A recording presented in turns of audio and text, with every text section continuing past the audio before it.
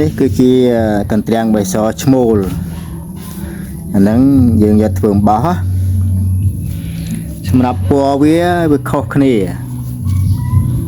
វានៅក្បែរគ្នាមែនវាអាចខុសគ្នាដោយសារតែស្រូបជីពីកន្លែងណាកន្លែងណីមកនឹងវាដោះក្បែរគ្នាមែនតែវាពណ៌ខុសគ្នាអញ្ចឹងបានន័យថាពណ៌ខុសគ្នាមិនមែនឈ្មោះខុសគ្នាទេឈ្មោះតែមួយនឹងដោយសារតែវាស្រូបជាតិផ្សេងមកហើយពណ៌អាចខុសគ្នាបើកន្លែងដីខ្សាច់ពណ៌រៀងចលែតជាងនឹងអញ្ចឹងនេះដីរៀងម្ដុំខ្ញុំដីរៀងកម្ៅអញ្ចឹងហ្នឹងឈ្មោលហ្នឹងហើយដល់ពេលដីដែលល្អទៅវាអាចស្លឹកធំចាហ្នឹងឈ្មោលដីល្អស្លឹកធំដល់មកនេះវាទូចយើងអាចច្រឡំគ្នាបានតែប្រទាំងអក្សរឈ្មោលដូចគ្នាដោយសារតែវាដីល្អស្លឹកធំបើមិនច្បាស់គឺវែងអាហ្នឹងយើងអាចថា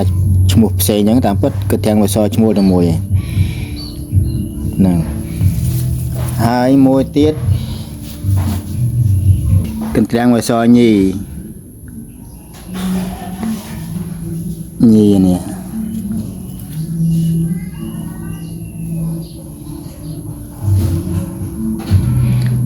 កន្ទ្រាំងអក្សរញីហ្នឹងស្លឹកក៏អាចខុសគ្នាដែរដោយសារដីដែរយើងអាចច្រឡំគ្នាបានអានេះក៏ញីដែរ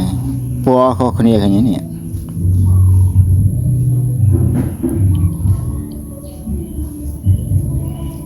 ពណ៌ខុសគ្នាដោយសារតែដី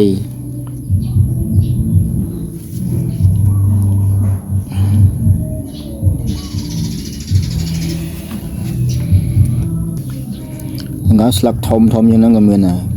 ខ្លះក៏ស្លឹកល្អិតដែរស្លឹកល្អិតឆ្មល់ដោយសារតែដីអញ្ចឹងណា